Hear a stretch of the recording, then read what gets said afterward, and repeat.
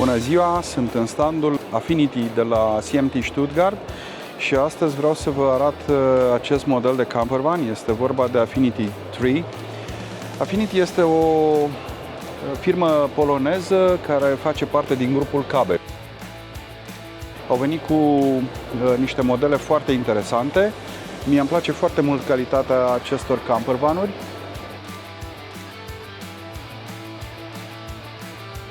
Aici vedeți fișa tehnică a acestui model. Este vorba de un Fiat Ducato pe 2,2 litri, 180 de cai putere și cutie automată. Layout-ul este foarte generos. Aici este un spațiu în living, după cum se vede, foarte mare, iar această banchetă se extinde și se pune, nu pot eu să o fac de unul singur acum, dar uitați aici în video cum se montează. Au pe televizorul din camper un demo. Puteți vedea cum se montează această banchetă și se transformă în pat. Adică se scoate masa asta și aici va fi făcut un pat.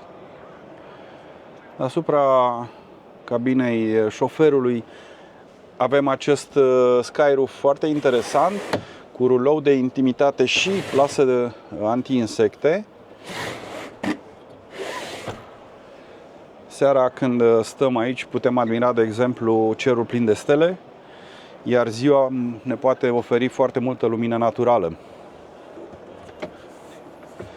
Cum am spus, materialele din care sunt realizate aceste modele de la Affinity sunt de foarte bună calitate. Aici avem întrerupătorul, priză 230, prize USB, priză de 12V.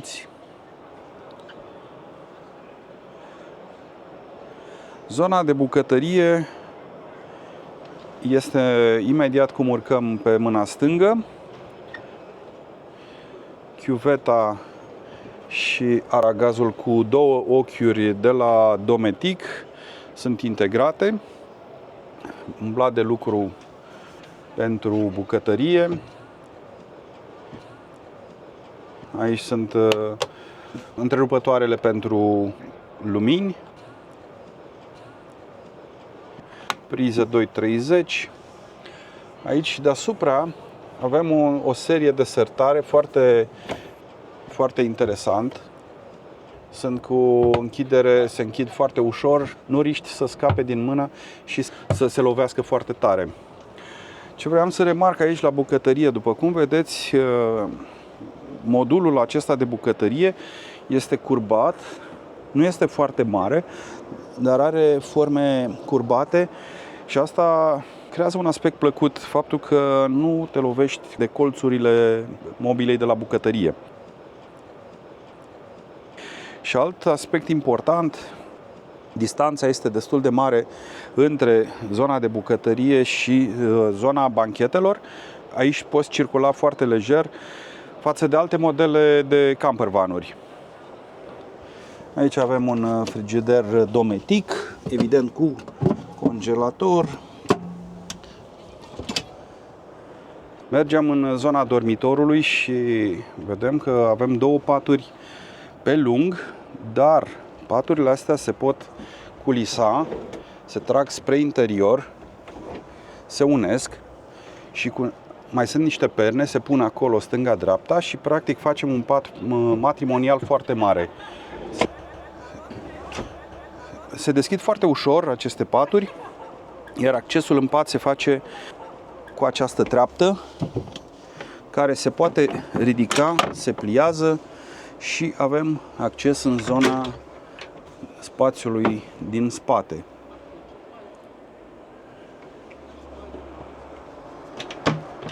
Aici mai avem un spațiu de depozitare destul de mărișor, iar aici este zona unde este bateria.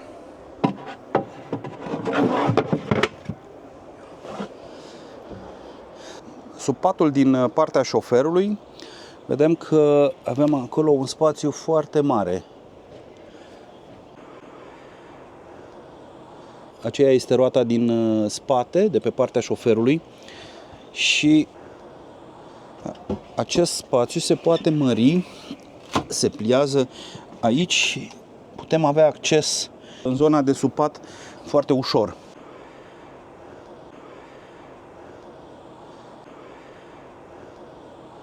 Tot supat lângă baie există un spațiu de depozitare.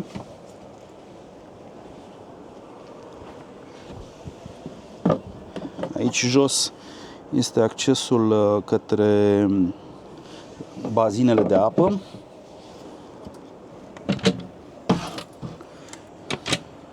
Aici avem partea electrică și încă un spațiu pentru depozitarea diverselor lucruri.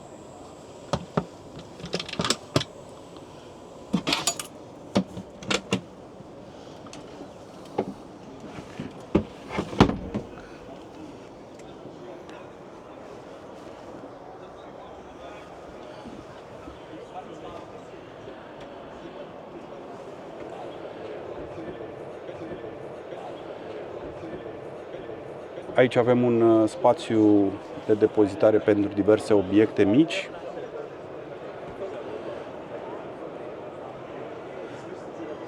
Prize USB.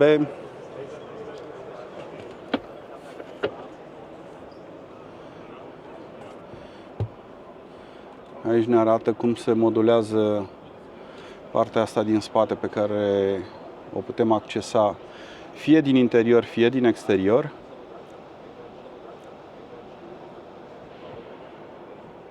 Vedeți, se pliază foarte ușor aceste două paturi.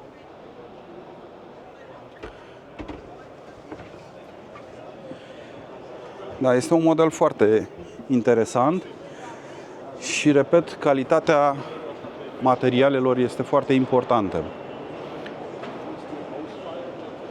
Affinity face lucruri de calitate. Cum am arătat mai devreme, aici este zona de acces, se poate pune inclusiv o bicicletă. Și partea asta cu balamanele astea, cum ați văzut în video, se poate strânge.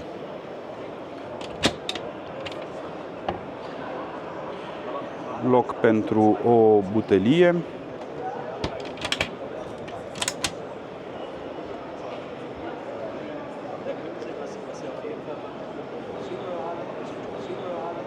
Aceasta a fost prezentarea de astăzi a modelului Affinity 3.